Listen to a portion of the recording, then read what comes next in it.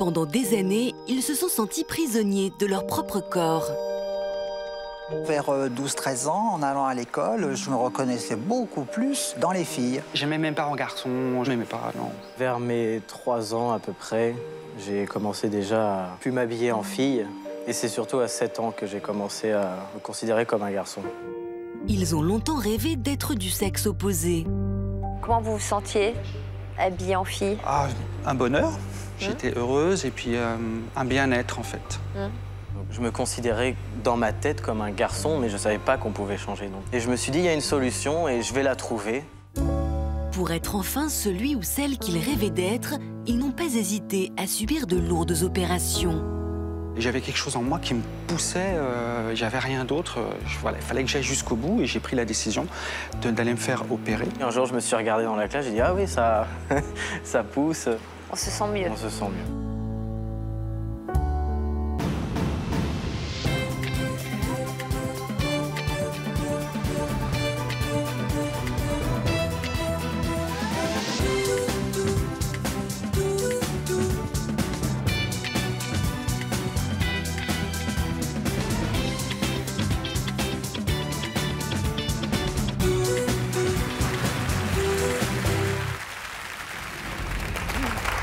Bonjour à tous, merci de nous accueillir et merci à nos invités pour leur courage, car s'ils sont là aujourd'hui, eh bien c'est pour briser un tabou. Ils sont nés filles ou garçons, mais ils ne se sont jamais sentis à l'aise dans ce corps qui ne leur ressemblait pas. Et puis en grandissant, leur physique est devenu leur pire ennemi et ils ont décidé de se lancer dans un véritable combat pour se réconcilier avec leur identité. Un combat qui passait par un changement de sexe. Alors qu'ont-ils enduré pour être enfin en accord avec eux-mêmes? Comment leur entourage a-t-il vécu leur transformation? Eh bien, c'est ce qu'ils vont nous raconter aujourd'hui. Et puis, juste après, dans l'Histoire continue, Aurélie nous dira où elle en est depuis leur première visite sur notre plateau. Mais donnons tout de suite la parole à Kevin. Bonjour, Kevin. Bonjour. À quel moment, Kevin, avez-vous pris conscience que vous n'étiez pas une fille comme les autres? En fait, c'est vers mes 3 ans à peu près. J'ai commencé déjà à plus m'habiller en fille. Donc ma mère pouvait plus m'habiller. Donc déjà à partir de 3 ans, ça commençait déjà inconsciemment. Et c'est surtout à 7 ans que j'ai commencé à me considérer comme un garçon. Alors, à 3 ans, qu'est-ce que vous faisiez? Quelles étaient vos occupations? À quoi jouiez-vous? Vous vous en souvenez? Je jouais pas à grand-chose. Hein. J'étais beaucoup à jouer au foot, des jeux de garçons. Et c'est surtout que...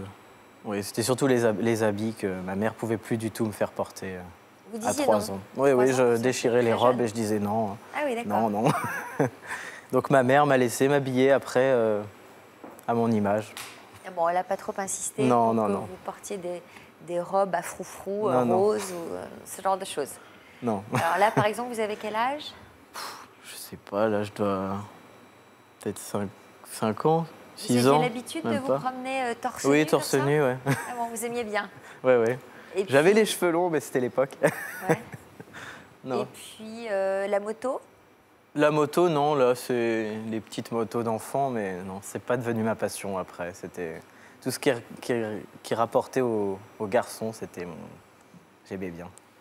Donc je montais sur les motos, mais je les faisais pas rouler à cette époque-là. Alors à l'adolescence, votre corps a commencé à changer. Comment avez-vous accepté vos nouvelles formes? Très mal, parce que notre corps change, surtout tout ce qui est poitrine, qui est très, très imposant pour moi. J'ai pas eu de chance avec ça. C'est vrai? Vous avez une forte poitrine? Oui. Genre Et, combien? Quel bonnet? C'était 95C, je faisais. Ah ouais. Donc pour moi, c'était difficile et je montais à cheval, donc c'était beaucoup de mouvements. Donc je cachais beaucoup, j'aplatissais beaucoup, mais je ne savais pas encore... Comment vous aplatissiez? Avec des brassières de sport, des maillots de bain une pièce pour essayer de Cacher camoufler le plus ouais, possible. le truc. Ouais. Alors là, vous aviez quel âge là sur cette photo? Je sais pas, peut-être 10 ans, 11 ans. Donc déjà là, vous avez une coupe plus garçonne. Oui, j'ai essayé. Ma mère déjà, c'était difficile les vêtements, donc les coupes, elle Elle arrivait quand même à me dire non, un peu plus long, un peu... Une nuque un peu plus longue. Voilà. Alors, cette impression d'être né dans le mauvais corps, est-ce qu'elle a influencé votre orientation sexuelle au moment de l'adolescence, par exemple? En fait, à l'adolescence, je ne savais pas qu'on pouvait changer de sexe. Donc, je me considérais dans ma tête comme un garçon, mais je ne savais pas qu'on pouvait changer. Donc pour moi, je me suis dit, je dois être lesbienne. Et, vous étiez attirée voilà. par les filles? J'étais attirée par les filles directement depuis... Vous en parliez à vos copains autour de vous? Vous partagiez ce mal-être? mal-être? Non, j'étais considérée comme une lesbienne très, très masculine. Et le fait qu'on me prenait souvent pour un garçon, je me sentais bien parce que j'avais l'impression que c'était ce que j'étais. Mais... Et vous avez eu des aventures avec des filles? Ah oui, oui. À ce moment-là? Oui, depuis mes 16 ans à peu près. Ouais. Après, ça s'est étalé. Mais en tant que lesbienne à l'époque. Voilà. Et alors à l'époque, c'était facile de trouver des copines lesbiennes au lycée? Oui, j'ai toujours été très voilà, je suis très ouvert, je suis pas timide, donc je disais voilà, pour moi, j'ai l'impression d'être un garçon, mais je suis une fille. Et ça passait, ça passe ou ça passe pas, et moi j'ai eu la chance de tomber toujours sur des amis ou des copines qui m'acceptaient comme j'étais. Donc vous aviez, on peut dire, une vie oui, sexuelle, une vie sexuelle épanouie. Oui, ça allait. À quel moment avez-vous découvert qu'il était possible de changer de sexe, carrément? Justement, à 16 ans, précisément, j'avais vu justement une émission sur un changement de sexe. Et en voyant cette personne, j'ai vraiment eu l'impression que c'était quelqu'un comme moi. Et donc, à partir de là, j'ai songé, mais ayant 16 ans, pour moi, à 16 ans, on est encore des enfants. Je me suis dit peut-être que c'est passager, peut-être que c'est pas ce que je suis, même si je pense ça depuis très très longtemps. Et j'ai attendu mes 21 ans pour commencer mes démarches. C'est raisonnable. Voilà. Alors j'imagine que si vous êtes là aujourd'hui, c'est parce que vous avez regardé cette émission de télé et que vous aussi, vous avez peut-être envie, à votre manière, d'aider les autres, ceux qui regarderont cette émission? Oui, je me dis que ça peut peut-être aider, je sais pas, parce qu'on en parle beaucoup plus aussi qu'il y a quelques années. Et oui, je pense que ça peut aider à montrer que voilà, il y a... Alors, on a déjà eu l'occasion de faire des émissions sur ce sujet-là. Ce qui me frappe dans votre témoignage, c'est qu'on n'a pas l'impression que vous ayez si mal vécu que ça, ce parcours. D'abord, on a l'impression que votre mère était assez tolérante, assez ouverte. Et puis, on a l'impression que finalement, les choses, vous avez pris votre temps, vous avez voulu être sûr de vous. On ne sent pas une immense souffrance, comme ça va peut-être être le cas de nos autres invités. En fait, justement, c'est pour ça que j'ai voulu témoigner, parce qu'on voit souvent des personnes en changement de sexe qui souffrent dans leur jeunesse. Et moi, j'ai pas eu cette souffrance. J'ai une autre sorte de souffrance. Enfin, je suis quelqu'un qui est très positif dans la vie, donc je suis pas noir à me dire qu'il n'y a rien qui va aller. Et je me suis dit, il y a une solution. Je sais pas ce que c'est. Quand j'étais plus jeune, dans mon adolescence, je savais pas encore. Et je me suis dit, il y a une solution et je vais la trouver. Et j'ai eu la patience et j'ai eu beaucoup d'amour aussi dans ma famille, ma mère, ma grand-mère. Ce sont des gens qui étaient très... C'était quoi le rapport avec vos proches? Donc votre mère, ma mère, elle m'a toujours laissé m'habiller comme je voulais. Quand j'étais à mon... Elle n'a jamais été mal par rapport à ça? Bon, elle pensait que j'étais lesbienne. Et elle est très ouverte d'esprit, donc c'était pas... Vous avez des frères et sœurs? Non, je suis fils unique. Fils unique. Oui. Mais non, elle m'a laissé m'habiller de temps en temps. Elle me disait, viens, on va voir des... Non, je voulais pas aller dans des magasins de femmes, mais elle essayait de temps en temps, mais sans insister. Et... Non, j'ai une petite famille, mais très... Et votre père? Mon père, je le vois plus depuis que j'ai 12 ans. Ça n'a aucun rapport avec mon changement. C'est histoire de famille séparée. Et voilà. C'est un côté qui n'a rien à voir avec... Vous êtes sûr? Ah oui, sûr. Bon, il n'était pas encore au courant. Alors, vous avez d'abord rencontré une sexologue, puis vous avez été suivi par un groupe de médecins pendant 6 mois. Voilà. Donc, vous nous avez dit que vous avez pris le temps de réfléchir, d'être sûr de vous. À 21 ans. De vouloir savoir si ce n'était pas une histoire d'hormones au moment de l'adolescence, etc. Et donc, vous avez patienté 6 mois avant de mettre en place le protocole. Quelle a été la conclusion de leur rapport? Ils ont déclaré que j'étais transsexuel. En fait, je vais faire juste une petite parenthèse, je ne sais pas si je peux. En parcours de changement de sexe, on peut faire soit dans le privé, donc à notre manière, on peut accélérer les choses, et on peut passer par des équipes officielles où là, on est suivi par des psychologues qui nous analysent avant de pouvoir nous dire si oui ou non on peut commencer le traitement, etc. Et moi, j'ai préféré passer par cette étape pour être sûr. C'est quand même un changement radical de son corps et moi, je voulais vraiment être sûr qu'en passant toutes ces étapes, j'étais toujours confiant. Financièrement, il y a un avantage, j'imagine. Financièrement, voilà, il y a un Parce que avantage. là, dans ces cas-là, c'est remboursé? C'est entièrement, j'ai rien à part mes transports. Donc, il faut qu'il y ait un... Voilà, il faut passer par une équipe officielle voilà, pour ne pas payer. En privé, il faut payer.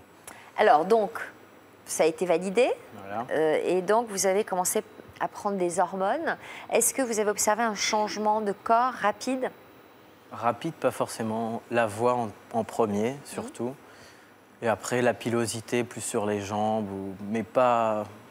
Moi, j'ai pas perçu... J'ai en fait, toujours dans ma patience, j'ai laissé faire le temps et mes changements sont venus. Un jour, je me suis regardé dans la classe, j'ai dit « Ah oui, ça, ça pousse. » Qu'est-ce qu'on ressent quand on entend sa voix changer, les poils pousser? On se sent mieux, ouais. On se sent mieux. On se sent mieux. Vous nous parlerez tout à l'heure de la suite de votre transformation. Vous nous direz où vous en êtes aujourd'hui. J'ai l'impression que vous êtes bien dans votre peau, c'est le moins qu'on puisse dire. Mais d'abord, on va saluer Yvonne Poncé-Bonissol, notre psychologue. Comment vous réagissez, Yvonne, au témoignage de Kevin? Eh bien, je crois que Kevin souligne combien il y a deux formes de transsexualité. Il y a ce qu'on appelle les transsexuels primaires, qui apparaissent très tôt, les symptômes apparaissent très tôt, 3, 7 ans, comme vous dites. C'est des moments très très forts où on refuse effectivement les vêtements qui n'appartiennent pas au sexe dans lequel on est. On ne supporte pas ce corps, donc on rejette. Bandage des seins, enfin bon, refus des vêtements féminins pour vous, refus des vêtements masculins si c'est pour l'autre sexe. Et ensuite, il y a ce qu'on appelle la transsexualité secondaire qui apparaît plus tardivement dans la vie. Ça peut être 25-30 ans. Mais la véritable transsexualité, effectivement, comme vous le précisez, Kevin, peut être prise en charge parce que depuis mai 2010, on considère que ce n'est plus une affection psychiatrique.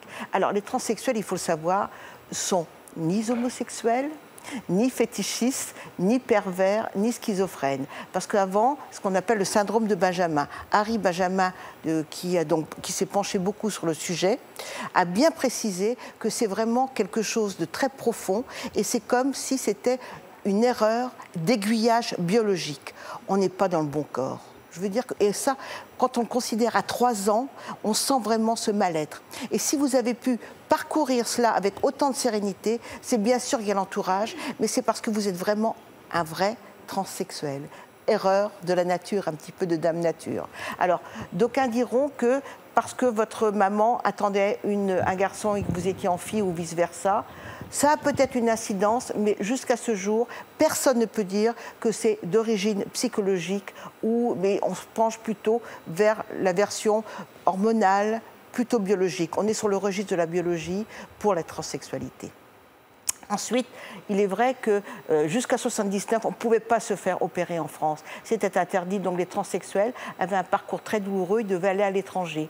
Puis, en 1992, il y a eu tout un groupe de médecins qui s'est penché sur le sujet. À partir de ce moment-là, on pouvait se faire opérer en France et surtout, on pouvait avoir un changement d'état civil.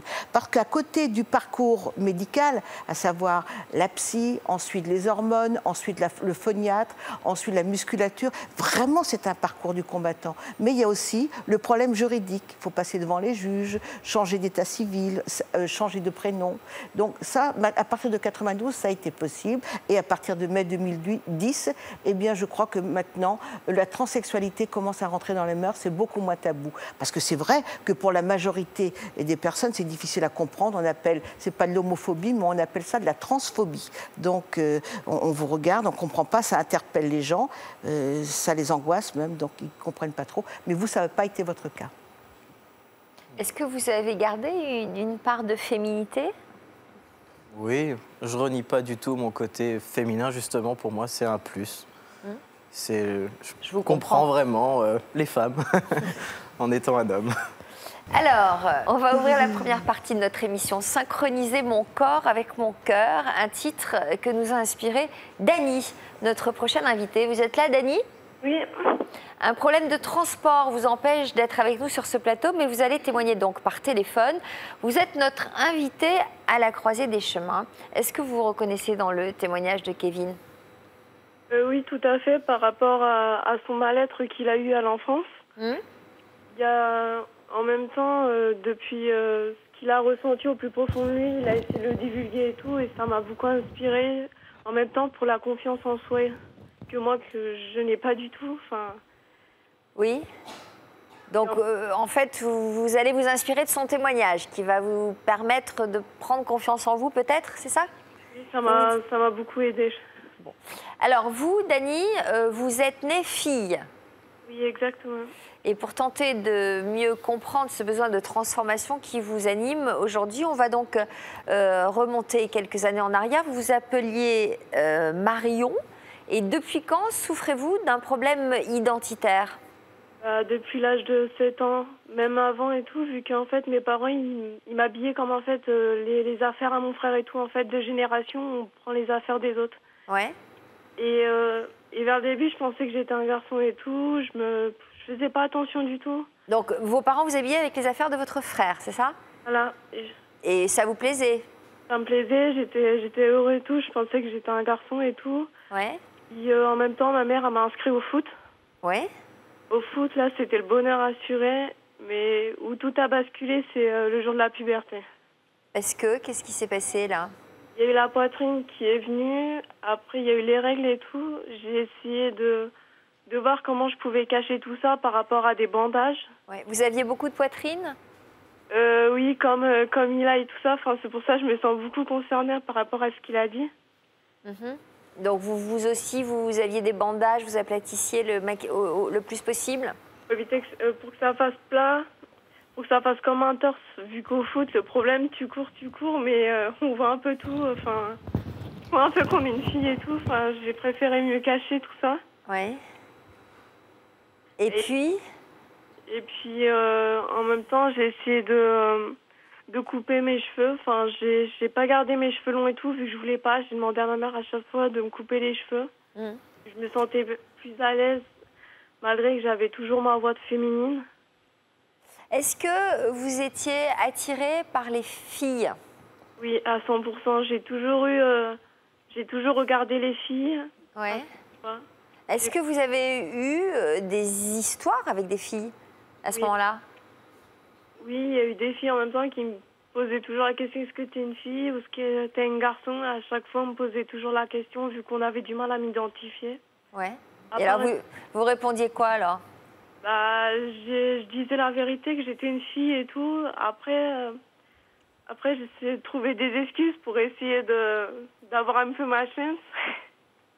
Mais vous aviez des histoires? Comment ça, des histoires? Des histoires d'amour avec des filles. Oui, beaucoup. Ah oui, donc vous arriviez à être épanouie, vous aussi. Voilà. Non, mais je pose la question, je sais que c'est pas évident de pouvoir arriver à concrétiser.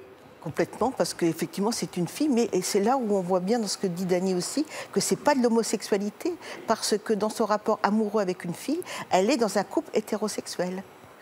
Alors justement, vous disiez quoi? Est-ce que vous aviez une idée précise de qui vous étiez? Je savais pertinemment ce que j'étais, mais mon corps, ce que j'avais ne reflétait pas du tout à l'intérieur et ça me rongeait. Donc vous étiez sûre d'être un garçon? J'étais sûre et certain. J'étais sûre et certain, mais on me voyait toujours comme une fille. Quand les professeurs m'appelaient elle, Marion et tout ça, ça me faisait mal au cœur. Je disais rien du tout, je refoulais tout ça sur moi. J'essayais de me parler à des amis, mais c'est dur à se faire comprendre. Donc aujourd'hui, vous avez décidé de changer de sexe?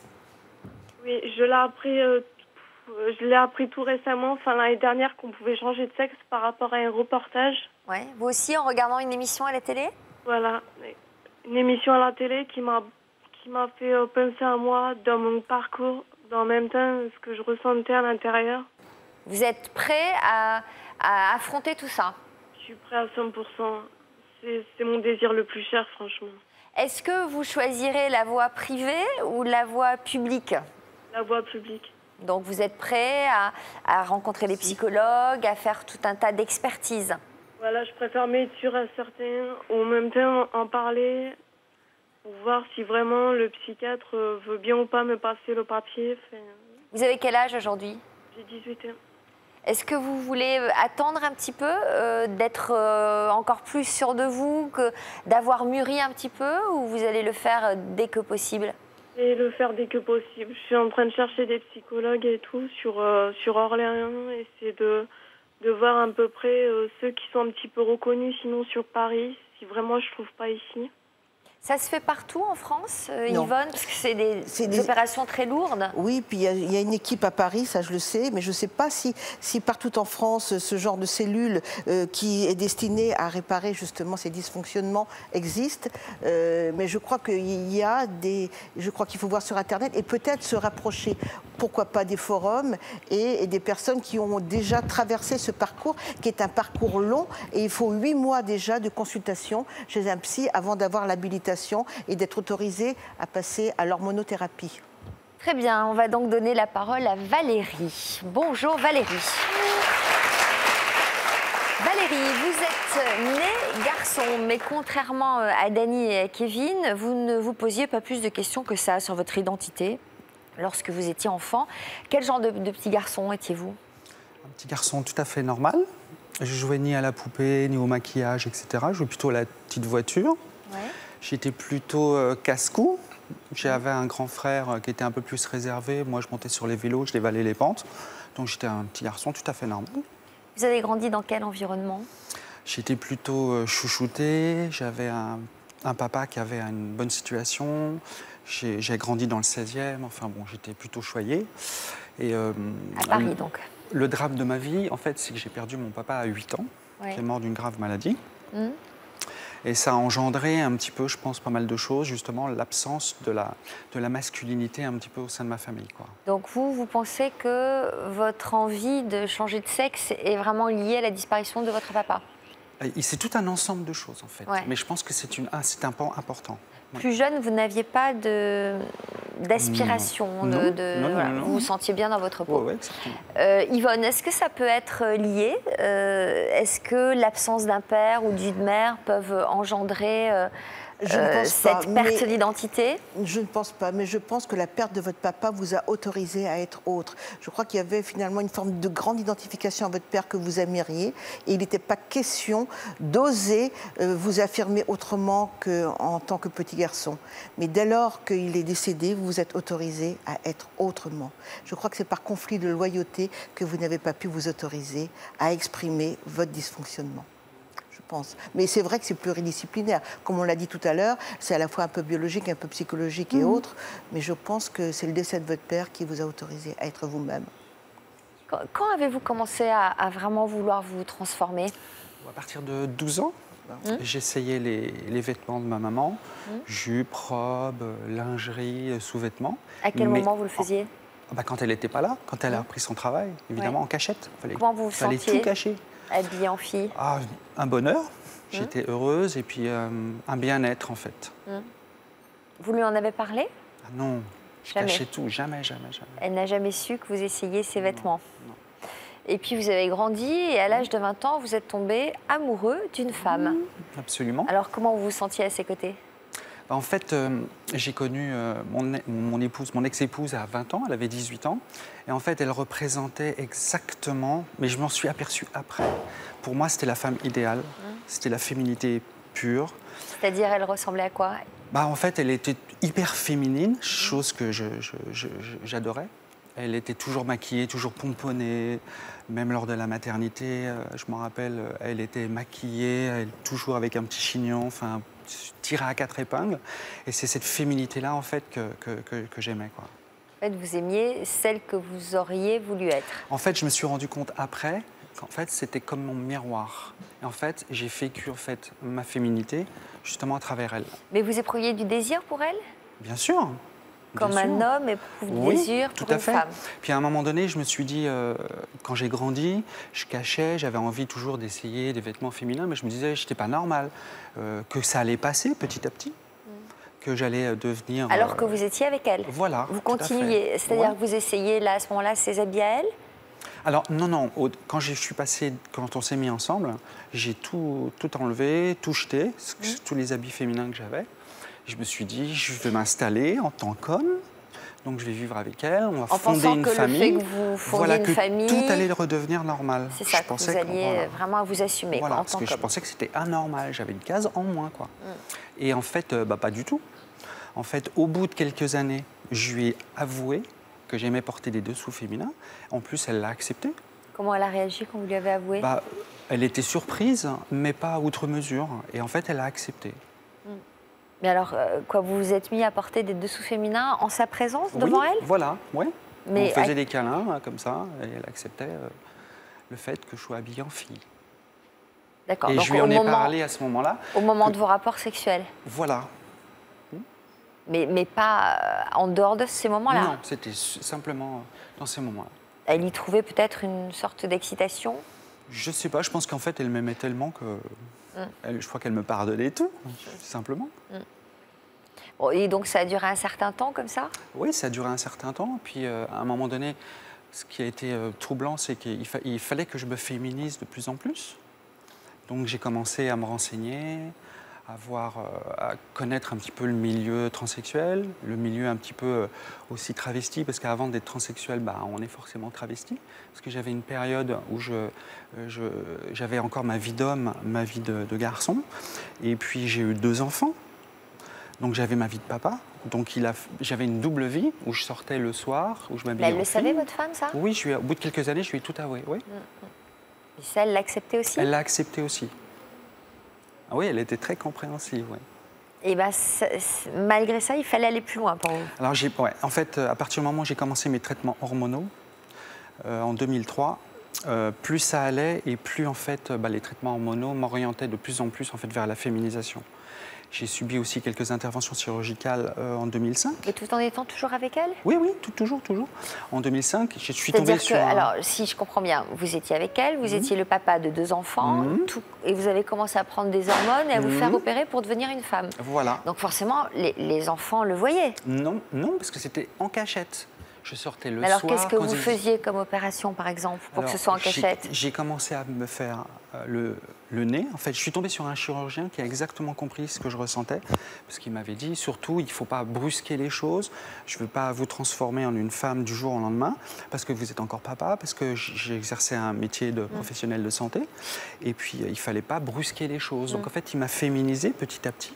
Et j'ai eu mes premières opérations en 2005. J'ai eu une rhinoplastie, j'ai eu une blépharoplastie au niveau des paupières supérieures. Ensuite, 2 ans après, j'ai subi un petit peu... On va rentrer dans le processus d'opération un peu plus tard dans l'émission. Lorsque vous avez préparé l'émission avec nos équipes, vous avez parlé d'un fantôme. Oui, tout à fait. C'était quoi ce fantôme? En fait, c'était un mal-être que j'avais entre 20 et 30 ans. J'avais des crises d'angoisse.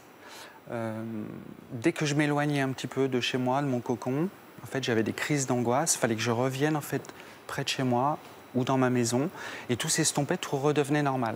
Je ne comprenais pas, parce que j'avais un beau métier, j'avais une femme qui était super jolie. À l'époque, je n'avais pas encore mes enfants, mais tout était beau, tout était bien, enfin, dans le meilleur des mondes, enfin, tout allait super bien, mais il n'y a rien à faire. J'avais une espèce de fantôme qui était au-dessus de moi, qui en fait m'assaillait dès que je m'éloignais un petit peu de chez moi. Mais j'ai mis des années à comprendre. Qu'est-ce que c'était en fait, ce fantôme? En fait, c'est ce mal-être que j'avais à l'intérieur de moi. Parce que maintenant, étant devenue femme, je n'ai plus de crise d'angoisse. Et ça m'empêchait de prendre l'avion, ça m'empêchait de prendre le train. Même une fois, je suis partie avec des amis, des copains à l'époque, au ski. Ils ont dû faire demi-tour sur le trajet parce que j'ai une crise d'angoisse. Et quand c'est comme ça, je peux plus rien faire. Il faut que je rentre voir dans mon cocon, en fait, vous voyez, familial, quoi. Et alors, à ce moment-là, vous avez trouvé un exutoire pour apaiser justement ce mal-être et faire disparaître ce fantôme. Qu'est-ce que vous avez fait? J'ai commencé à faire de la moto. Enfin, dès l'âge de 14 ans, j'ai commencé la moto sur la route. Mais je me suis mis à la compétition, et notamment sur le circuit. Et en fait, au début, c'était plus déjà pour affronter ma peur, mes émotions et puis mon espèce de mal-être que j'avais, mais aussi pour me prouver que mince, j'étais un homme et il fallait que trouver en fait une activité en fait masculine pour me prouver à moi-même que j'étais un garçon, quoi. Alors je concourais contre des autres, mais en fait je concourais d'abord contre moi-même, quoi. Et vous avez eu des résultats? Oui, parce que j'ai fait plein de...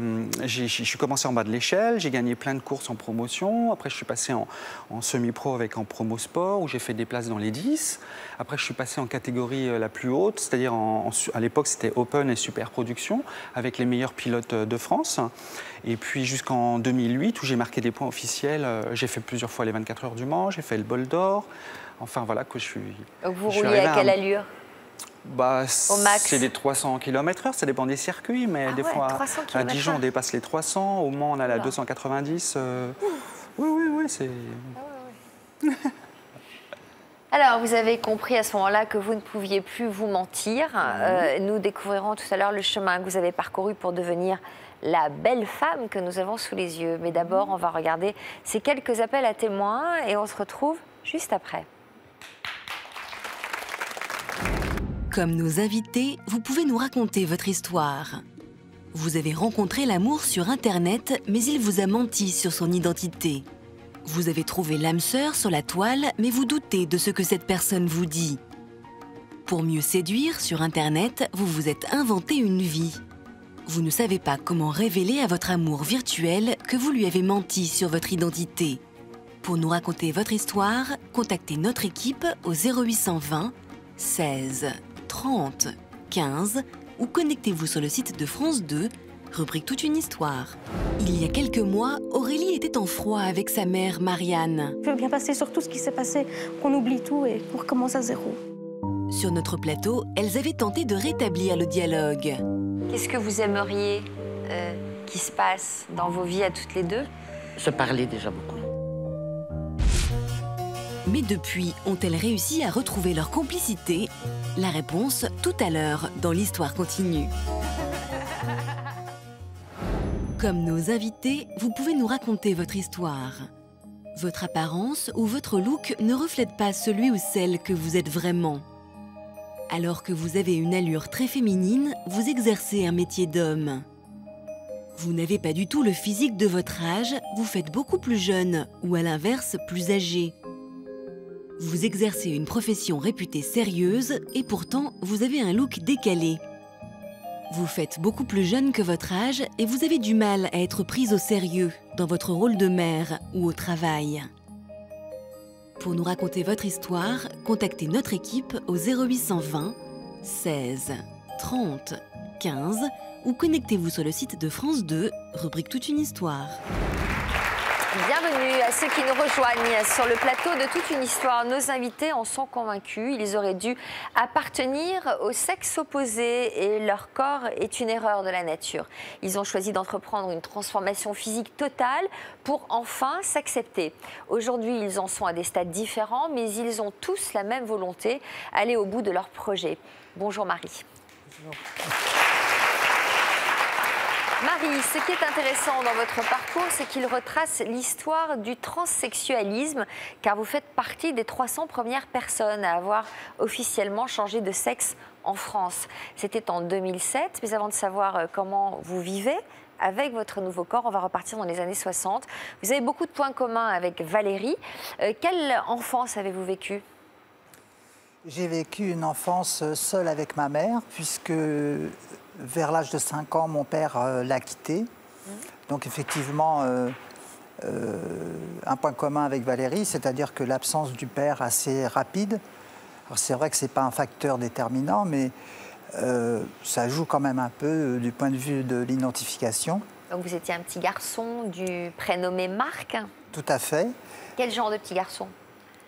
J'étais un petit garçon normal aussi, pas de jeu de poupée ni quoi que ce soit. Sauf qu'effectivement, vers 12-13 ans, en allant à l'école, je ne me reconnaissais pas du tout avec les caractéristiques de mes copains et camarades masculins qui, effectivement, au tout début de cette adolescence, commencent à avoir comment une construction de virilité, une recherche de compétition, un peu d'agressivité aussi.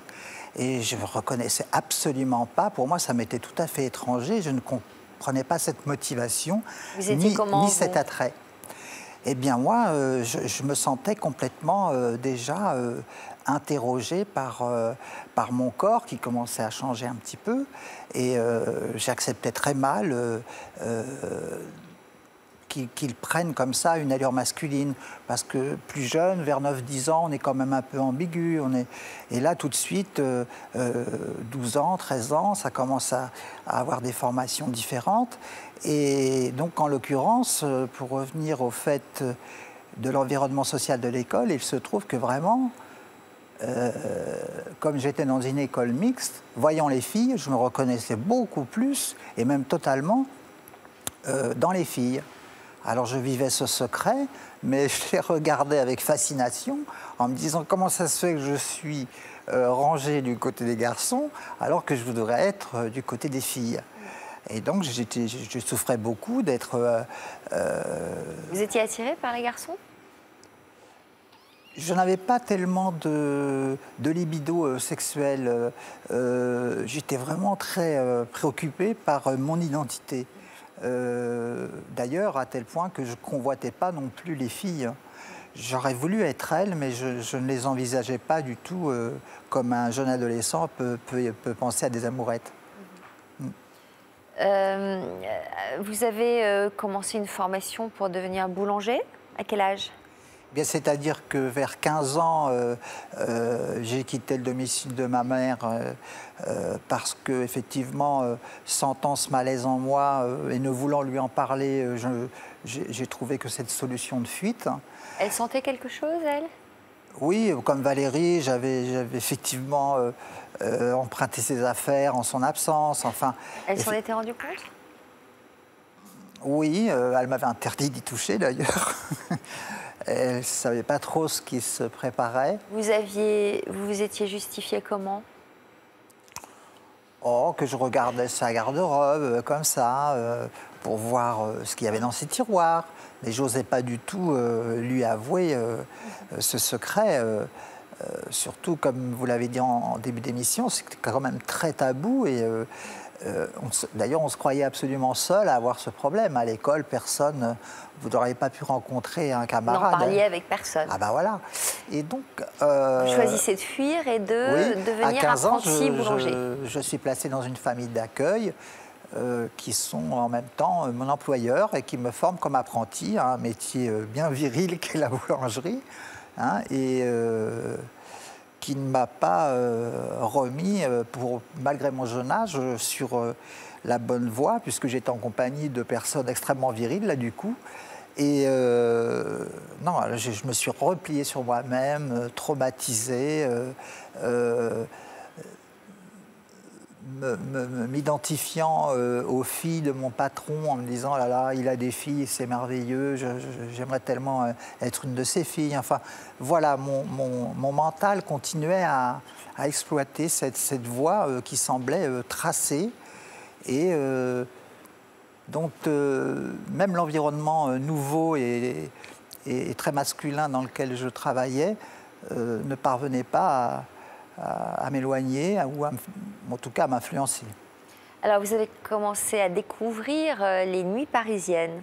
Vers quel âge ? Vers 17 ans ? Vers 17 ans et demi, puisque effectivement, en grande souffrance dans ce métier où je voyais mes muscles se développer, où mon corps vraiment m'échappait totalement, j'ai encore une fois de plus pris la fuite puisque j'étais visiblement pas au bon endroit. Et du coup, là, je suis allé visiter un petit peu les cabarets, les boîtes de nuit parisiennes. Le milieu transsexuel. Et effectivement, ça a été l'occasion, devenu moi-même DJ dans des clubs, de rencontrer des transsexuels. Pour la première fois, on était dans les années 78-79. Ça ressemblait à quoi, le milieu transsexuel, à l'époque ? C'était un milieu de personnes très isolées, essentiellement composé de personnes prostituées, ou éventuellement de stripteaseuses de cabaret, etc. Et ce milieu-là, comme aucun programme français n'était en place pour la prise en charge des transsexuels à l'époque, toutes ces personnes gagnaient de l'argent pour se payer les interventions et les soins à l'étranger. Et il n'y avait pas d'autre solution. Donc j'ai appris ça au cours de mes nuits parisiennes. J'étais déjà très réconforté de savoir qu'il y avait des personnes qui me ressemblaient, qui voulaient la même chose que moi, parce que ça c'est quand même rassurant, parce qu'il faut quand même savoir que vous avez conscience que vous avez un corps de garçon et vous vous demandez pourquoi moi je suis aussi irrationnel et que je ne l'accepte pas. Donc c'est vrai que le fait de rencontrer des autres qui vous ressemblent, ça vous aide aussi à vous assumer, à prendre confiance. Donc, en revanche, j'étais très inquiète du parcours très scabreux qui pouvait m'attendre dans cette voie, à savoir, est-ce qu'il fallait à tout prix sacrifier son identité au point de se prostituer pour arriver à ses fins. Tout ça posait des questions d'engagement de soi pour lesquelles j'étais pas tout à fait prête. Alors, par quoi vous avez commencé? Pour me transformer, eh bien, j'ai commencé par un traitement hormonal que j'ai effectivement obtenu, comme on dit selon l'expression à l'époque, sous le manteau, c'est-à-dire une prescription de complaisance par un médecin qui connaissait les personnes du milieu de la nuit.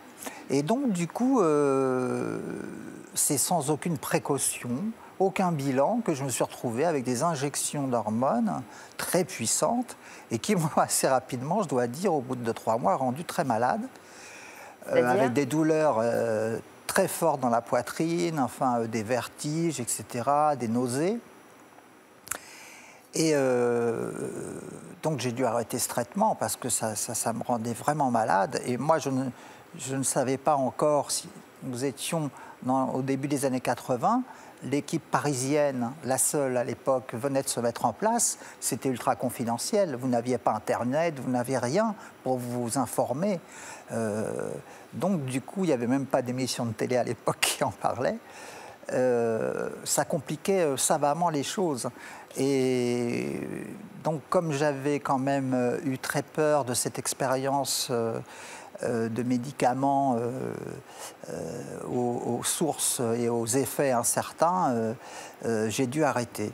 Et j'étais complètement désorienté, déçu que ça n'ait pas pu fonctionner. Donc là, je suis tombé en dépression, j'ai eu des hospitalisations. Enfin, vraiment, j'étais complètement perdu et je ne savais pas qui allait pouvoir m'aider à construire ma voie.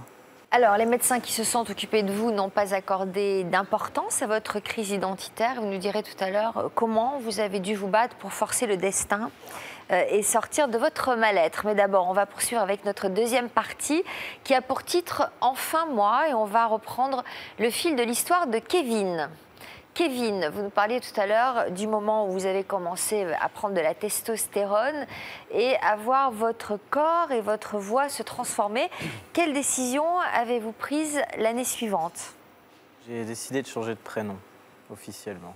En accord avec votre mère?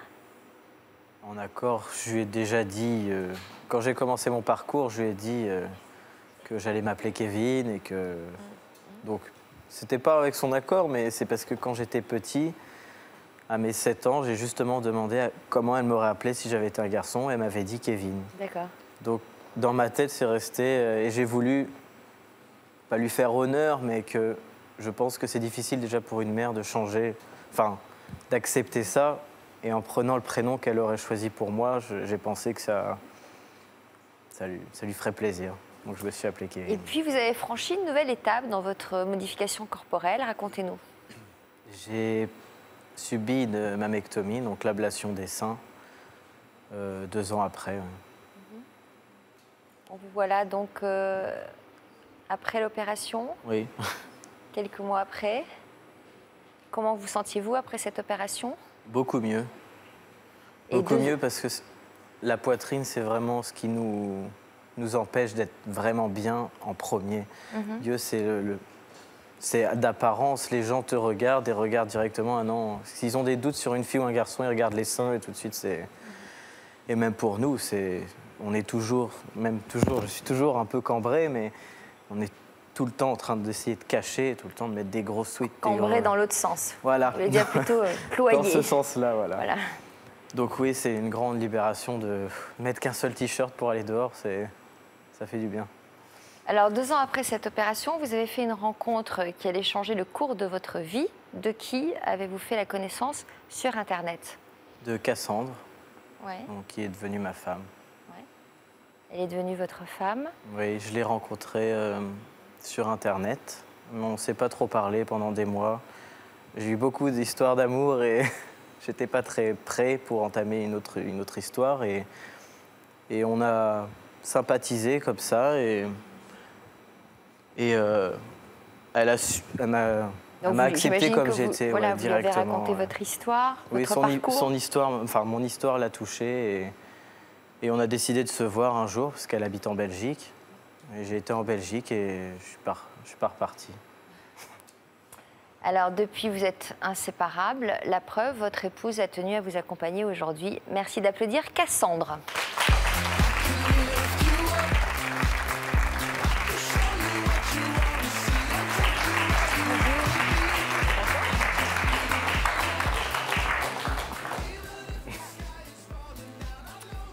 Cassandre, alors vous avez connu Kevin alors qu'il était en pleine transformation et vous avez choisi de l'accompagner jusqu'au bout de ce chemin. Comment avez-vous réagi? Comment avez-vous vécu tout cela? Au début, quel a été votre... Ça s'est fait très naturellement en fait.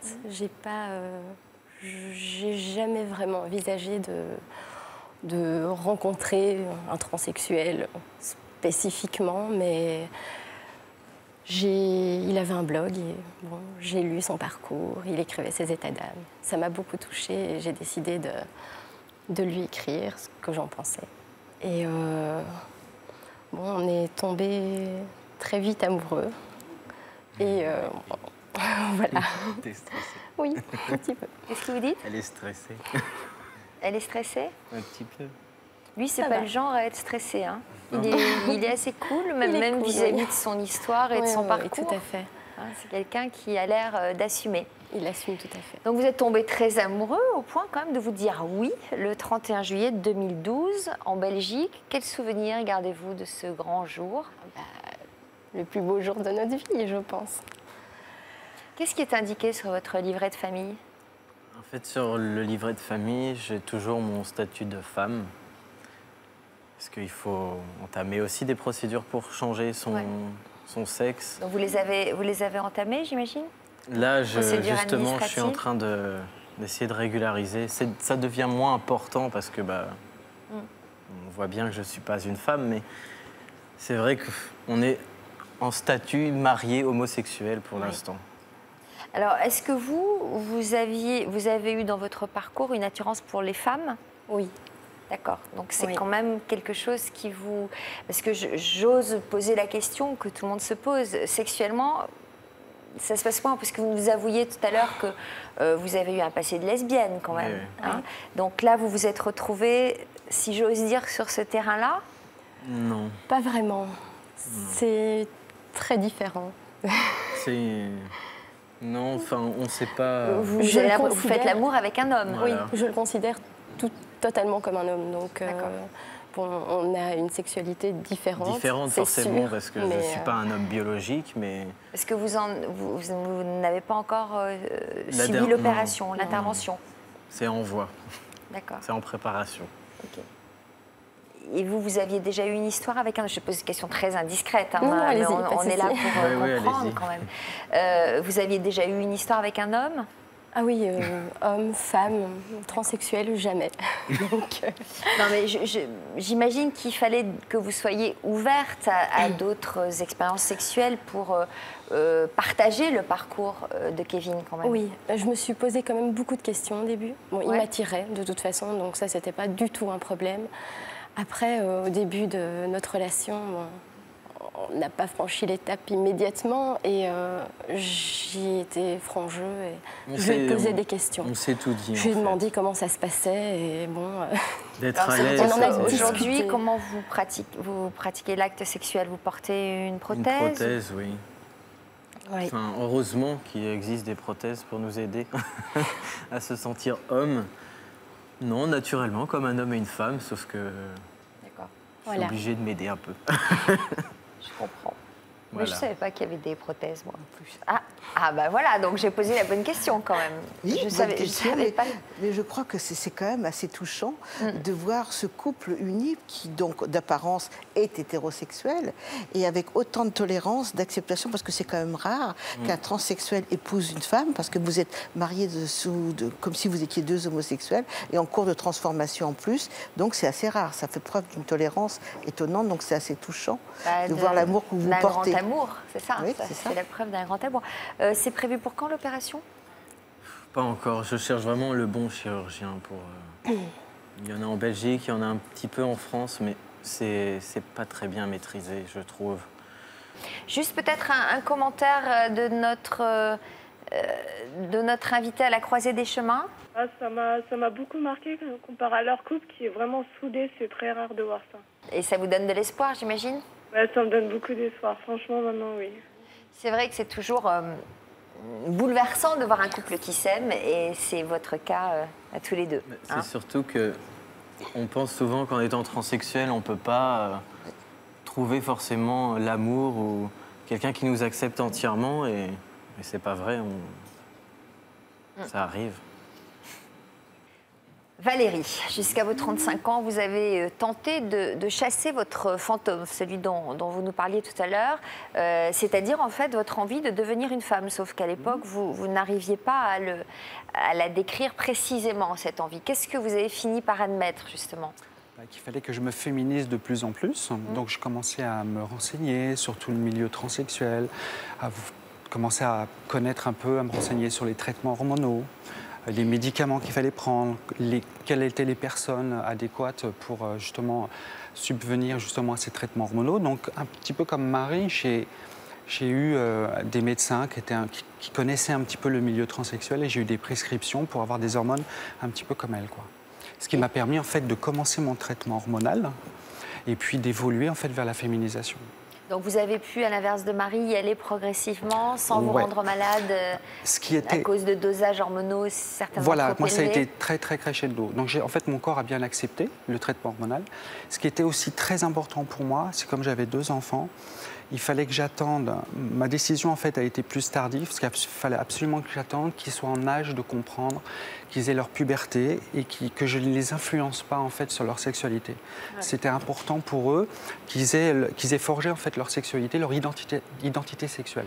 Donc c'est pour ça que j'ai mis un peu de temps, si vous voulez, à vraiment. J'ai fait mon traitement petit à petit, mais j'ai pas pris la décision tout de suite de mon opération pour les laisser justement grandir. Et votre conjointe, comment elle réagissait? Alors en fait, elle a accepté, je pense par amour, mes traitements hormonaux. Mais au bout d'un moment, vers 2009, j'ai décidé d'aller jusqu'au bout. En plus, plus je prenais mes traitements hormonaux, plus j'avais envie de devenir une femme. En fait, j'avais quelque chose en moi qui me poussait, j'avais rien d'autre. Voilà, il fallait que j'aille jusqu'au bout, et j'ai pris la décision d'aller me faire opérer. Et donc là, évidemment, elle a pris la décision aussi, parce qu'elle avait épousé un homme, elle n'avait pas épousé une femme. Donc à partir du moment où je changeais de sexe, je devenais officiellement femme. Et donc on a d'un commun accord admis notre divorce et notre séparation. Et apparemment, elle vous aimait énormément, donc absolument. Ça a dû être difficile pour elle. Ouais, elle a eu un petit passage très difficile. Je pense qu'imaginer pour une femme avoir un mari et puis qui décide de changer de sexe, et je pense qu'elle a eu une période très difficile. Et vos enfants, comment ont-ils réagi? Alors mes enfants ont plutôt bien réagi, même si je me rappelle de l'un d'eux qui disait, parce que en fait on a eu une petite réunion, je me rappelle c'est dans un parc du sud de Paris, il faisait très beau ce jour-là, et un de mes enfants a dit, bon il n'y a pas mort d'homme, hein. Alors c'était un jeu de mots, mais c'était assez fort. Et disons fait exprès? Je pense pas, non.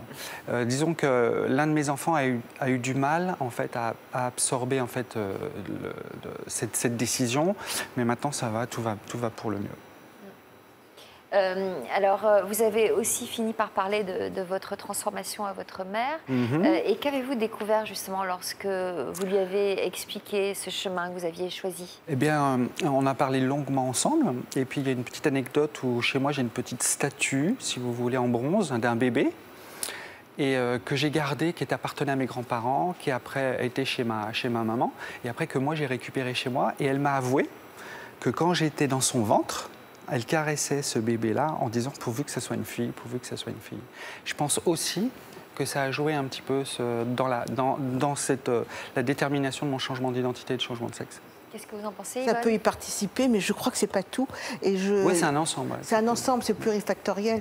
Néanmoins, ce qui me trouble, c'est l'histoire de cette petite statue qui appartenait à votre grand-mère, comme si ce fantôme que vous aviez toujours, qui vous poursuivait, c'était ce fantôme du corps féminin, mais qui n'avait pas qui était là, mais qui était cette statue? Que représentait-elle? Ça peut être intéressant de creuser. Absolument. Alors, cela fait 2 ans que vous vous êtes fait opérer. Quel regard portez-vous sur la femme que vous êtes devenue? Je suis déjà épanouie. Je suis contente de mon parcours, parce que c'est un parcours difficile, semé d'embûches quand même. Disons que maintenant, je suis complètement insérée, puisque j'avais un métier de santé que j'ai continué. J'ai trouvé un autre cabinet dans lequel je travaille maintenant et je suis totalement insérée. J'ai mes papiers administratifs en tant que femme, donc maintenant j'ai mon numéro 2 sur ma carte vitale, j'ai mon F sur mon passeport et ma carte d'identité. Vous avez mis combien de temps pour les obtenir? C'est à peu près 14 mois après l'opération. D'accord. Après l'opération? Après l'opération. Mais en Belgique, c'est peut-être différent. En fait, nous, on a juste l'hystérectomie, donc l'ablation de l'utérus, ovaire, pour changer de sexe. Exactement. Alors que pour les transsexuelles femmes, c'est il faut qu'il y ait la vaginoplastie. Ouais, la vaginoplastie. Mais nous, on n'est pas obligé d'avoir la dernière. Alors attendez, est-ce que vous pouvez répéter ça? Répétez-nous tout ça. En fait, en tant que transsexuel homme, une fois que l'hystérectomie est faite, il peut avoir ses papiers. Voilà. D'accord. On peut changer de sexe. D'accord.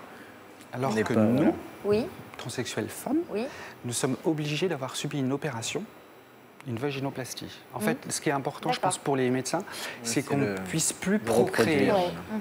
Donc il faut une ablation en fait, de tous les organes génitaux masculins. D'accord, très bien. Est-ce que vous avez refait votre vie?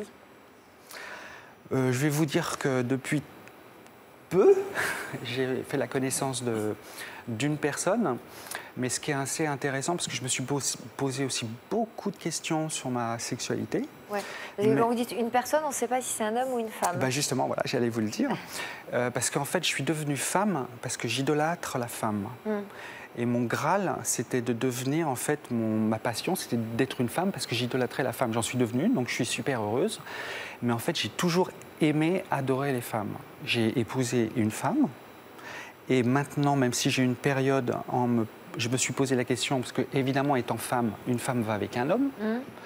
Et à chaque fois que j'avais un homme dans mon lit, et à chaque fois qu'il se réveillait le matin, ça me saoulait qu'il soit dans mon lit. Je me disais, merde, il y a un truc qui ne va pas. Et en fait, depuis que j'ai des femmes dans mon lit et quand elles me réveillent le matin avec une nana, eh ben, tout va bien.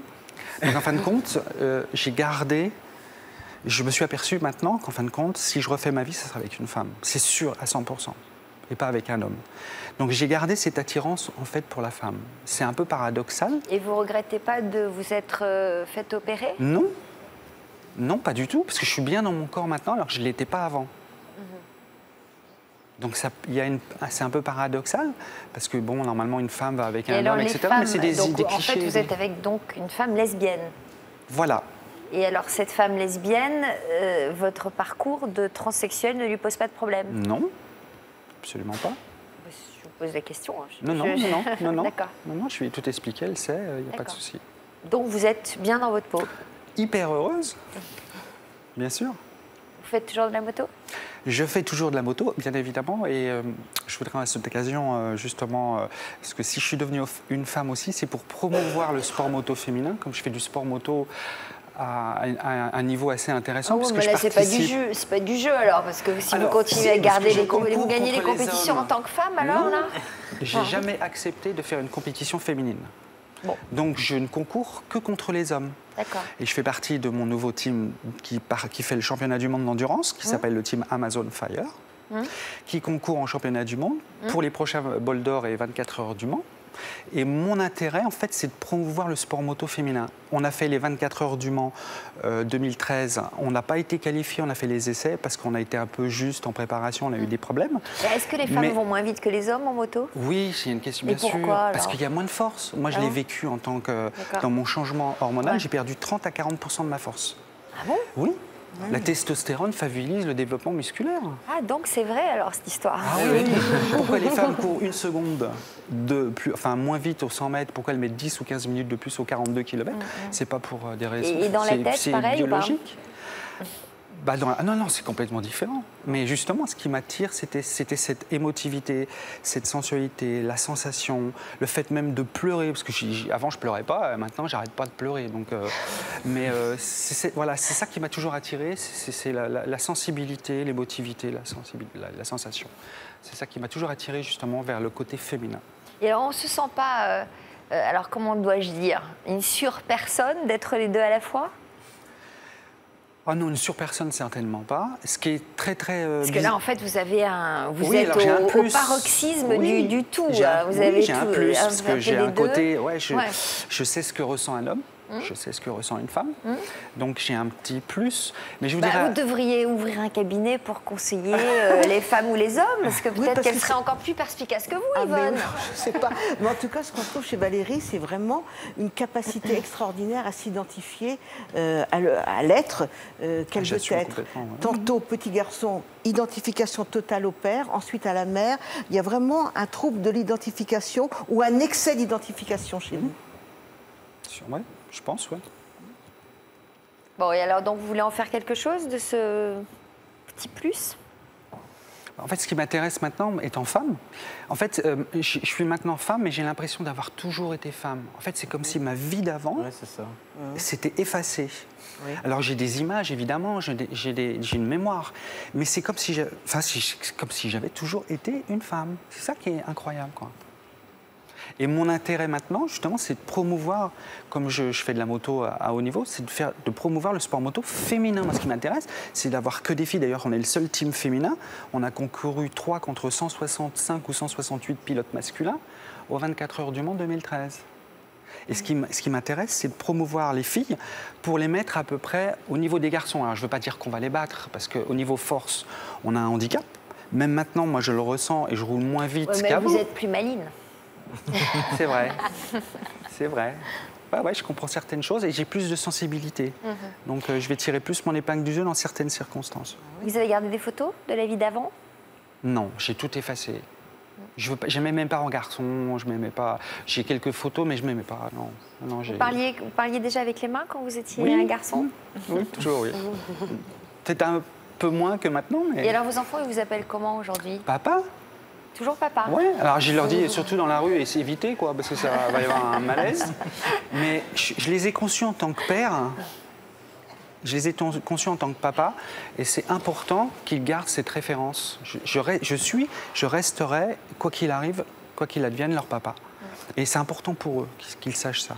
Alors là, c'est pas évident, mais c'est pas évident qu'ils vous considèrent comme papa, parce qu'ils en fassent quand même d'eux une très jolie femme.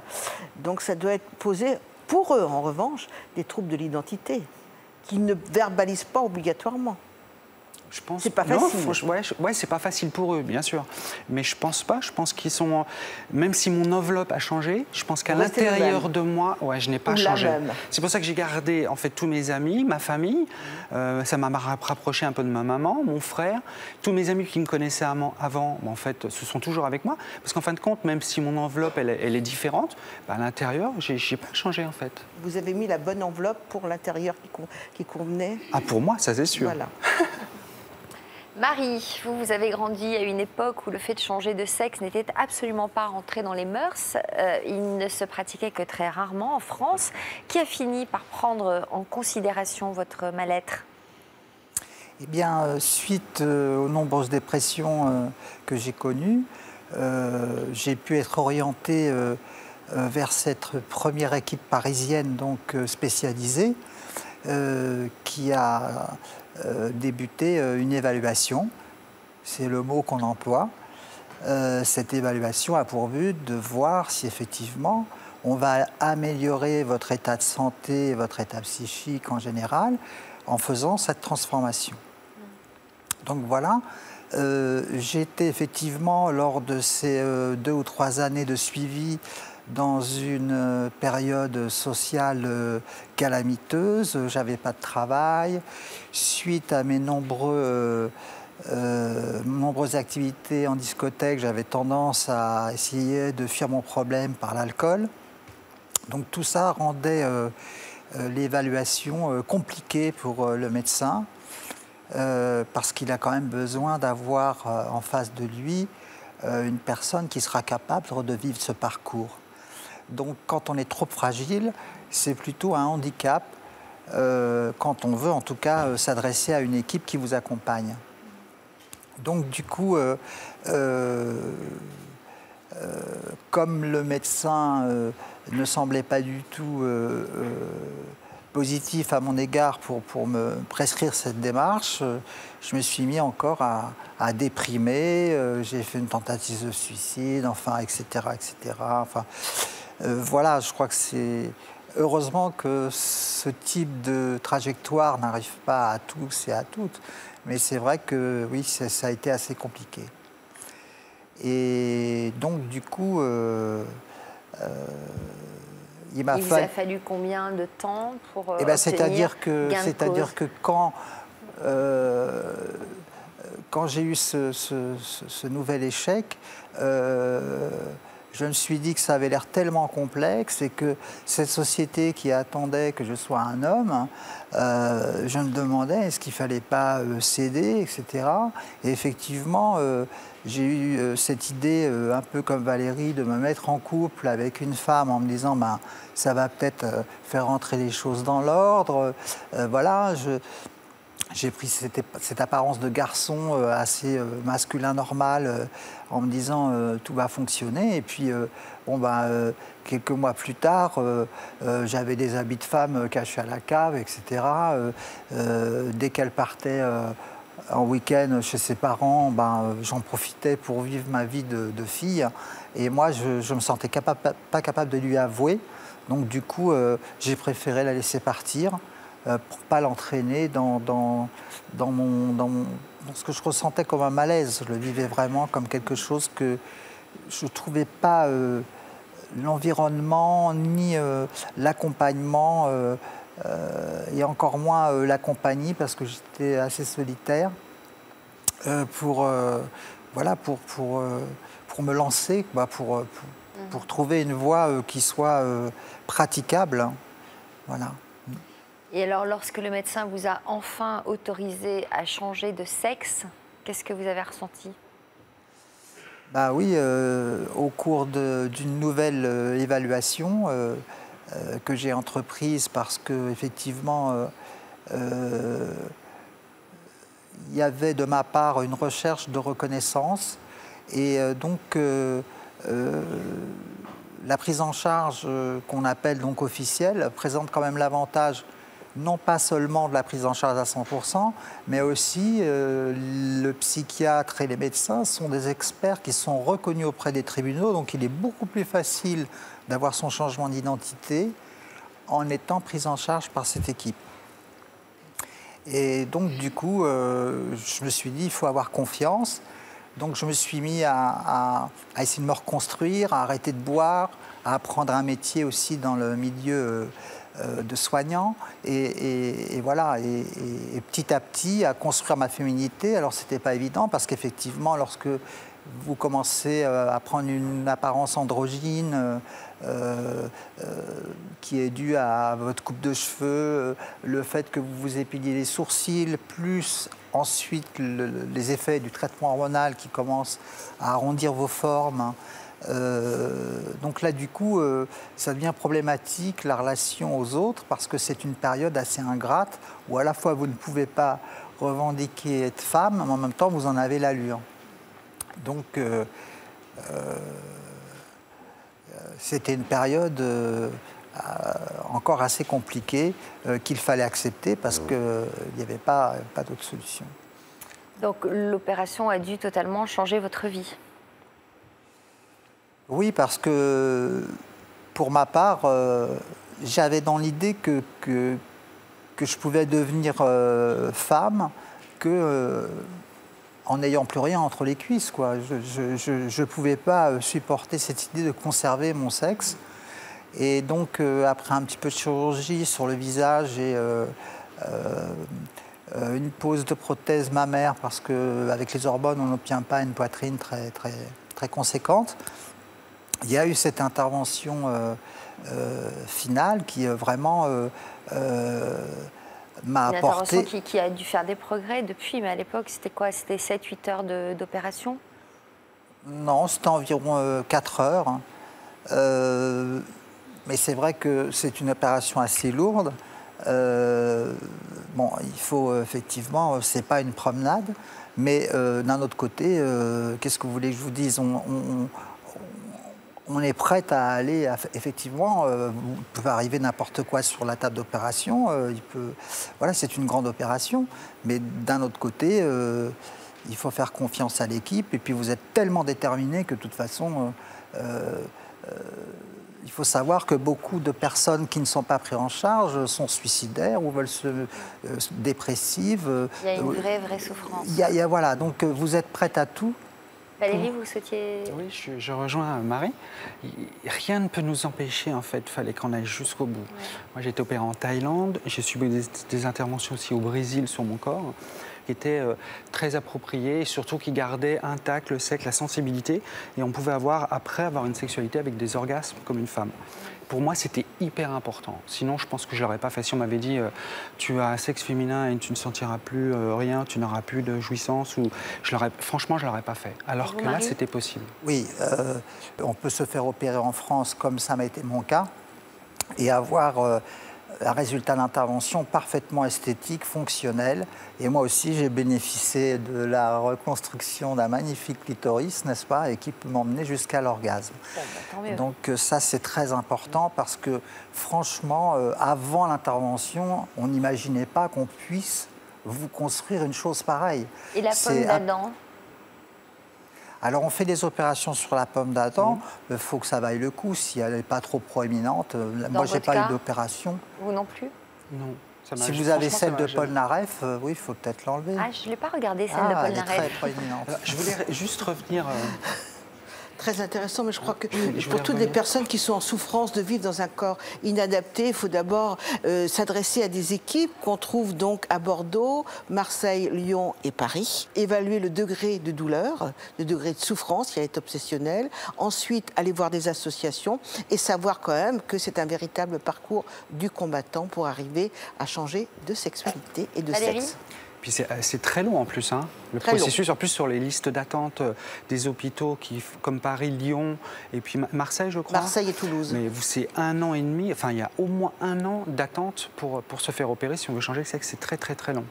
Je voulais juste revenir sur une chose, c'est parce qu'au niveau hormonal, les transsexuels, donc hommes, qui prennent des hormones mâles pour devenir garçons, ont leur voix qui change. Oui, phoniatre. Alors que nous, non.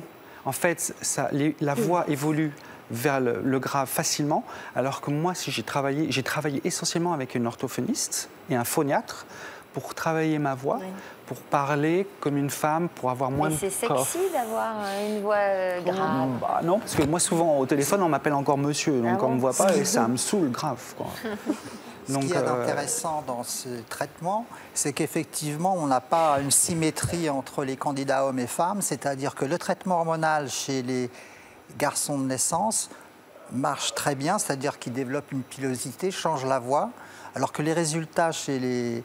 vous voulez dire que c'est plus facile de devenir un garçon, c'est plus facile de devenir un garçon qu'une femme. Au début. Pas pour les opérations. La chirurgie pour reconstruire un sexe féminin est beaucoup plus aboutie, pour le moment en tout cas, que celle qui est offerte messieurs. C'est pour ça qu'il y a beaucoup d'hésitation aussi et de recherche de la part de Kevin. Merci pour ce témoignage, merci de votre courage. On mesure évidemment la souffrance que ces parcours représentent et on sent bien que les choses évoluent plutôt positivement. Vous avez beaucoup plus souffert dans les années 70 où apparemment ces pratiques étaient moins répandues. Émission très informative, grâce à vous on a appris des tas de choses et j'espère que j'aurai le plaisir de vous retrouver prochainement peut-être sur le plateau de l'Histoire continue. Merci à tous pour cette émission. Merci Yvonne. C'est le genre d'émission que certains envisagent parfois comme un ultime recours pour tenter de débloquer une situation. Et c'est notamment le cas d'Aurélie qui était venue sur notre plateau en avril dernier dans l'espoir de se réconcilier avec sa mère alors qu'elle habitait sur le même palier qu'elle. Cette maman a-t-elle entendu le message de sa fille? Les deux femmes ont-elles fini par se réconcilier? Eh bien, c'est ce que je vous propose de découvrir tout de suite, puisque Aurélie est de nouveau présente sur notre plateau. Bonjour Aurélie. Bonjour. Je vous avais reçue dans une émission intitulée « Mère-fille, la jalousie les a séparés ». Et c'est vous qui aviez à l'époque répondu à notre appel à témoins. Qu'attendiez-vous de notre émission à l'époque? Alors j'attendais de l'émission en fait de passer un message à ma maman pour espérer une réconciliation future. Et j'espérais vraiment qu'elle m'entende cette fois-ci clairement. Pour quelle raison aviez-vous coupé les ponts avec elle? Alors la raison pour laquelle j'ai coupé les ponts, ça a été vraiment un ras-le-bol de beaucoup de choses. Elle s'est immiscée dans un groupe d'amis. Donc ça a vraiment été la goutte d'eau qui a fait déborder le vase. Dans votre groupe d'amis? Oui, dans mon groupe d'amis. Et je ne l'ai pas supporté. Donc ça n'a pas fonctionné. Vous trouvez qu'elle a un comportement qui n'est pas adapté à quelqu'un de son âge? Non, non, elle n'avait vraiment pas un comportement adapté à son âge. Elle voulait paraître jeune. Ça ne me plaisait pas du tout. J'avais vraiment l'impression qu'elle voulait prendre ma place. Alors, au fil du temps, vos rapports avec elle ont continué à se dégrader. Et puis, il y a eu un nouveau rebondissement qui vous a particulièrement choqué. Qu'est-ce qui s'est passé? Oui, en fait, j'ai appris qu'elle était avec un homme de 22 ans, plus jeune qu'elle. Et je ne l'ai pas supporté. Qui était l'un de vos copains? Non.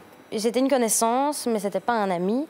Mais j'ai trouvé ça choquant parce que c'était une différence assez grande. Et ça... Enfin, voilà, c'est pas dans la normale des choses, entre guillemets. Et donc, vous avez combien d'écart, vous, avec votre mère? Combien d'années d'écart? 33 ans. Donc cet homme-là, avec lequel elle entretenait une liaison, aurait pu être son fils, clairement? Ah oui, clairement. Oui, oui. Il était même un peu plus jeune que son fils. 10 ans de moins. Oui. Alors, lorsque vous êtes venu témoigner, cela faisait 6 mois que vous aviez rompu tout contact avec elle. Pourquoi en étiez-vous arrivé à de telles extrémités? C'était vraiment un ras-le-bol de plein de petites choses qui ont fait qu'il y a un moment où on dit stop, on n'a plus de solution pour garder le contact. Et on se dit bon, stop, ça ne sert plus à rien. Quand vous lui en parliez, quand vous lui disiez qu'elle n'était peut-être pas à sa place au milieu de votre groupe de copains ou avec ce garçon si jeune, elle réagissait comment, elle? Elle ne réagissait pas spécialement. Elle disait que si, c'était sa place, qu'elle ne voyait pas ce qui clochait. Voilà, c'était normal. Elle avait le droit d'avoir des amis, même si c'était du même âge que les miens. Alors, vous aviez au fond de vous le secret espoir de vous réconcilier avec votre mère et c'est pour cette raison que vous aviez profité de notre émission pour lui transmettre un message. Alors, votre passage à toute une histoire a-t-il eu l'effet escompté? C'est ce que nous allons découvrir tout de suite dans notre reportage.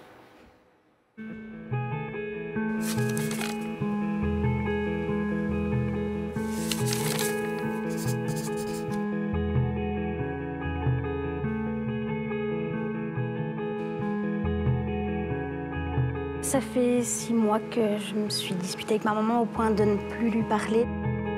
Suite à une violente dispute avec Marianne, sa mère, Aurélie évitait tout contact avec elle.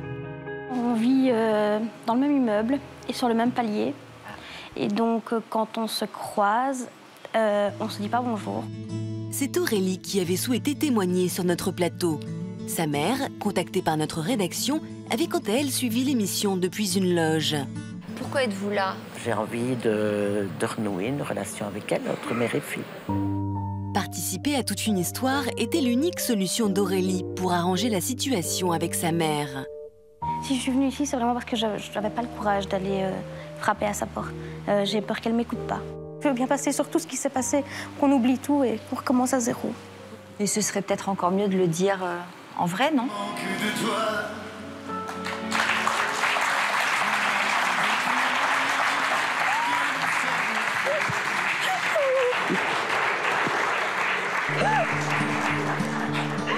Je m'attendais pas, en fait. Et là, je suis très contente. Je pouvais pas espérer mieux, en fait. Qu'est-ce que vous aimeriez qui se passe dans vos vies à toutes les deux? Se parler déjà beaucoup. On a plein de choses à se dire, en fait, qu'on n'a jamais su.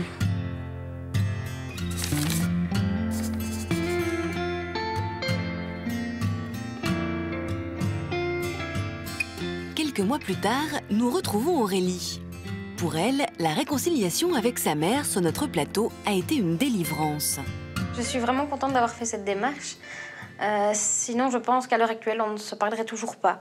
Je pense ni l'une ni l'autre n'aurait fait le pas vers l'autre, parce qu'on est vraiment très têtus. L'émission a vraiment changé nos vies parce que depuis, on se reparle vraiment, vraiment bien. On est souvent ensemble, mais pas trop. Elle a vraiment repris son rôle de maman, et moi, mon rôle de fille, évidemment, et plus l'inverse, comme ça a été le cas avant la dispute. La jeune femme a aujourd'hui retrouvé une relation équilibrée avec sa mère. Maintenant, c'est moi qui cherche d'être proche d'elle, donc je l'appelle tous les jours, voire même plusieurs fois par jour, pour lui raconter la moindre petite chose qui se passe. Maintenant, pour se voir, on attend vraiment les moments un peu plus spécifiques pour ne pas non plus être trop l'une chez l'autre et envahir l'espace de l'autre. Désormais, Aurélie est une jeune femme épanouie et elle a tiré des leçons du passé. J'ai appris de cette dispute vraiment qu'une maman, on n'en a qu'une. Et donc maintenant, je ne veux vraiment plus la perdre. Je suis très heureuse aujourd'hui grâce à elle.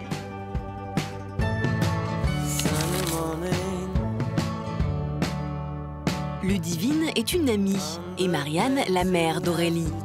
Pour toutes les deux, les conflits n'ont pas été sans conséquences. La situation de conflit avec ma fille, de ne pas lui parler, c'était très lourd pour moi. Ça me pesait très fort. Sa maman manquait vraiment à Aurélie parce qu'elle m'en parlait tout le temps. On faisait plus que des sorties à deux ou avec d'autres amis, mais jamais avec sa maman. L'émission a alors permis de dissiper toutes les tensions.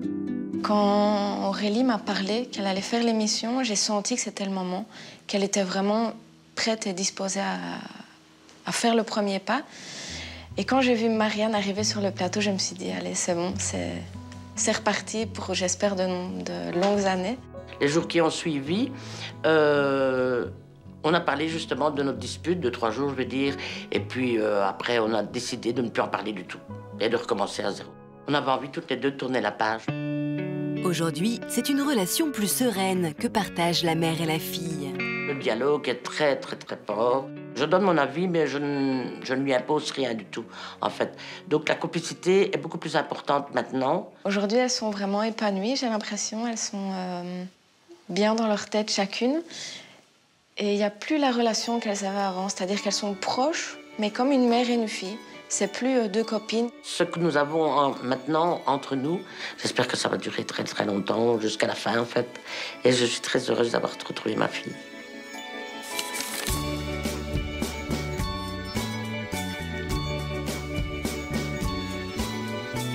C'est à Namur que nous retrouvons Aurélie.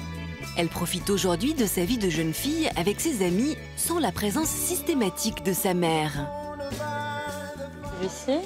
Ah oui, celui-là, il est pas mal. Ça changera de... En plus, ça t'irait bien. Oui, hein. Ça me fait plaisir de passer ce moment avec toi. Bah, moi aussi.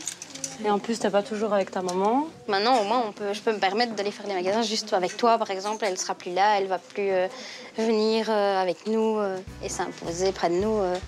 Maintenant, de temps en temps, c'est avec elle, de temps en temps, c'est avec toi. Pour les magasins, c'est mieux entre copines. C'est mieux entre copines. Au moins, tu sais me conseiller, tu sais voir un peu si ça me va, on peut essayer. Ouais, je peux te critiquer. Oui, c'est certain.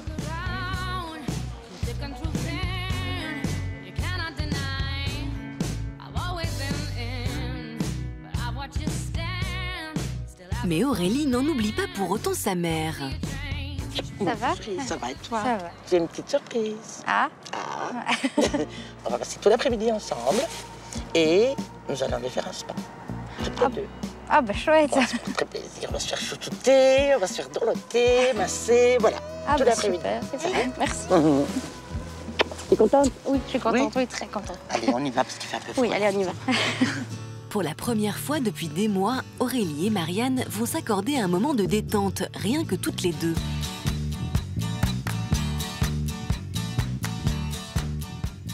Ah, c'est chouette, en tout cas, t'as une bonne idée. Oui? Ouais, T'es contente? Ah oui, très contente. Tant mieux alors. Tout va bien, mesdames? Oui, mais très bien.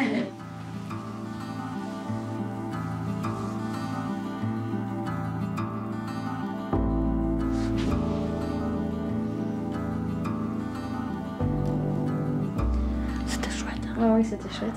Je vais faire ça plus souvent. Oui. Ça fait du bien pour le moral. Ouais. Ah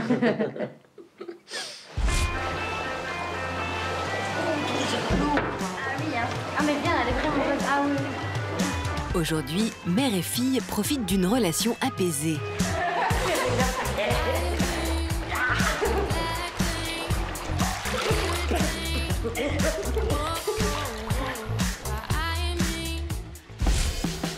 Aurélie et Marianne ont appris à s'écouter et elles regardent désormais sereinement vers l'avenir.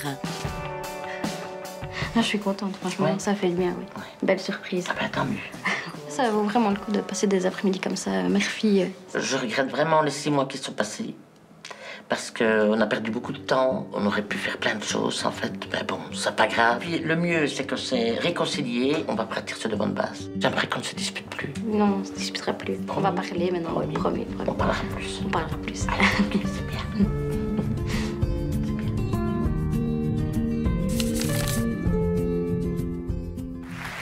bien, il s'en est passé des choses depuis le mois de mars et le moins que l'on puisse dire, c'est que vous avez bien fait de venir sur notre plateau. Hein, Aurélie, votre maman nous a rejoint. Marianne, merci d'être là. Vous aviez abordé cette émission dans quel état d'esprit? Alors j'étais assez stressée et en même temps j'avais hâte qu'elle puisse entendre mon message. Maintenant, le stress était fort présent, peur justement de sa réaction aussi.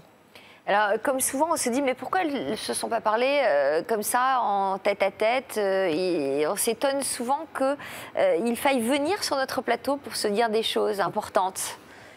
Parce que justement, sur le plateau, on se dit qu'elle sera obligée de nous écouter parce qu'elle n'est pas censée être là, évidemment. Et puisque je n'étais pas au courant qu'elle allait venir. Et donc, j'allais avoir plus facile pour dire ce que je ressentais. Et donc, pour qu'elle écoute aussi, que je n'aurais jamais été capable, en tout cas, d'aller frapper à sa porte. Et pour moi, je pense qu'elle n'aurait pas été capable non plus de venir le faire. Alors, quel souvenir gardez-vous de votre passage sur le plateau? C'était un moment rempli d'émotions. Ça a vraiment été extraordinaire. Et je me rappellerai aussi toujours d'une phrase d'Yvonne qui m'a dit que maintenant que j'avais retrouvé ma maman, j'allais perdre du poids. Et effectivement, naturellement, je me suis mis à moins manger et j'ai perdu 12 kilos depuis. 12 kilos en 6 mois alors, même pas. Bravo. Sans faire particulièrement de régime, c'est-à-dire que vous avez arrêté de compenser peut-être... Voilà, j'ai arrêté vraiment de compenser le manque. Un commentaire d'Yvonne peut-être? Poids, on a quitté le poids des non-dits et du mal-être, et du coup, le kilo s'allège, comme quoi on peut prendre du poids avec le stress et le mal-être. Exactement, oui. Merci en tout cas de m'avoir écoutée et de m'avoir fait confiance. Alors Marianne, lorsqu'on vous a appelé la première fois, vous avez répondu présente immédiatement. Hein. Oui. Pourquoi était-ce important pour vous d'être aux côtés de votre fille alors qu'elle a l'air de dire que quand elle tentait de vous parler, vous n'étiez pas réceptive à ce qu'elle vous disait? Oui, mais en fait, moi j'avais peur aussi de sa réaction. J'ai répondu présente parce que... Pardon. Parce que je désirais la revoir aussi, je désirais renouer contact avec elle, avoir de nouveau des rapports, pouvoir se parler de plein de choses, pouvoir expliquer des choses qui n'avaient pas été. Et... Qu'est-ce qui s'est passé une fois l'émission terminée? Vous avez engagé un dialogue immédiatement? Oui. Et vous vous êtes dit quoi?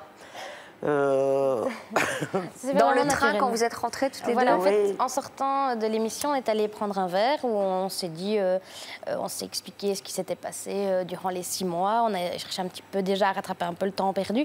Et on a parlé aussi un peu des soucis en se disant que voilà, on allait mettre les choses à plat et certaines choses, on allait complètement les oublier. Ensuite, quand on a repris le train, on a fait le nécessaire en fait, pour être l'une à côté de l'autre. Parce qu'au départ, on n'était pas censé, vu qu'on n'est pas arrivés ensemble ni rien, on n'était pas censé repartir ensemble, on n'avait pas les mêmes places. Et donc, vous avez parlé pendant tout le voyage? Oui. Alors, qu'est-ce que vous avez décidé de remettre à plat? Reprendre chacune sa place, déjà au départ. Vous étiez d'accord sur le fait que vous n'étiez pas à votre place? Mais bon, toutes des concours de circonstances, en fait, qui font que... Et puis voilà, cette interruption a permis de remettre les choses en place, aussi bien pour moi que pour elle. Donc ça veut dire que vous avez arrêté de fréquenter son groupe d'amis? Oui. Vous avez mis un terme à votre histoire avec ce jeune homme? Oui, ça déjà avant, mais bon, soit. Mais non, j'ai fait le nécessaire, en fait. J'ai fait un effort aussi de mon côté. Alors, vous en êtes où, vous, aujourd'hui, par exemple? Voilà, je suis très bien. J'ai retrouvé ma fille, c'est le principal. Voilà. Et vous avez un fiancé? Comment? Vous avez un autre fiancé? Non, pas pour l'instant. Bon. Et vous veillerez à ce que le prochain ne soit pas aussi jeune? Ah oui, bien sûr. Oui? Oui. Ouais. Oui. Et vous avez retrouvé une absolue complicité, toutes les deux? On a retrouvé une complicité, mais vraiment comme une mère et sa fille, pas comme deux copines. Ouais. Vraiment, chacune à sa place, on respecte l'intimité de l'autre.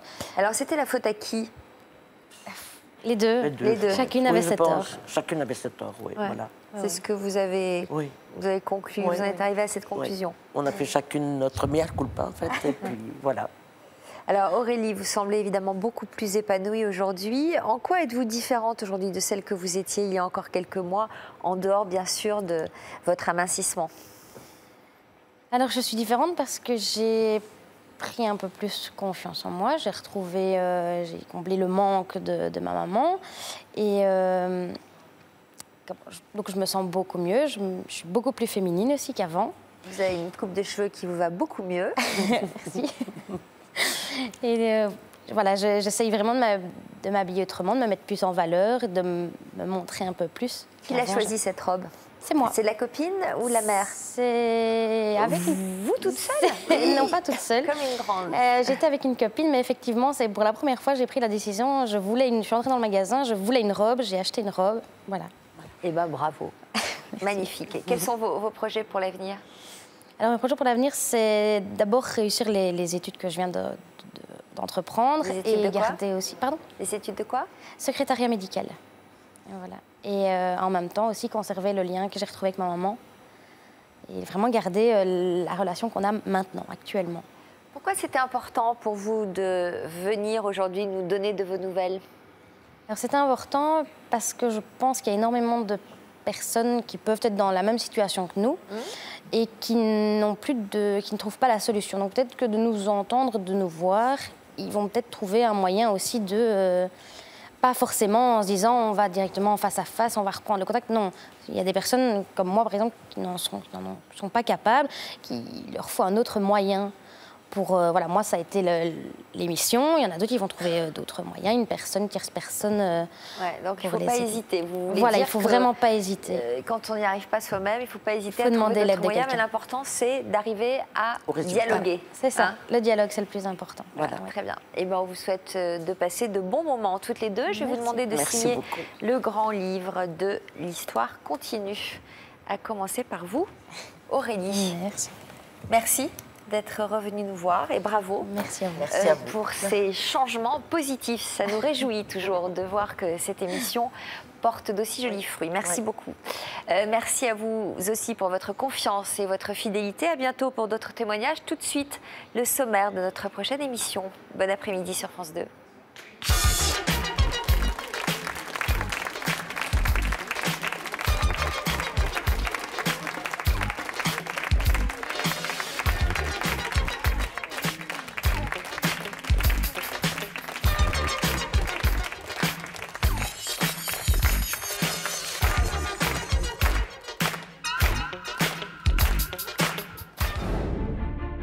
Addiction au jeu, faillite, dépenses excessives, ils étaient à deux doigts de tout perdre. Je voyais la descente aux enfers et je me disais, mais on ne peut plus payer le logement, on ne peut plus payer la nourriture. J'ai vendu la maison pour payer plus de 60 000 € de dettes qu'il avait. Je ne regardais pas forcément attentivement les comptes. Quelque part, j'en suis un petit peu fautif. Il nous reste plein de dettes, des dettes inconsidérables. Demain, on va nous mettre à la rue, quoi.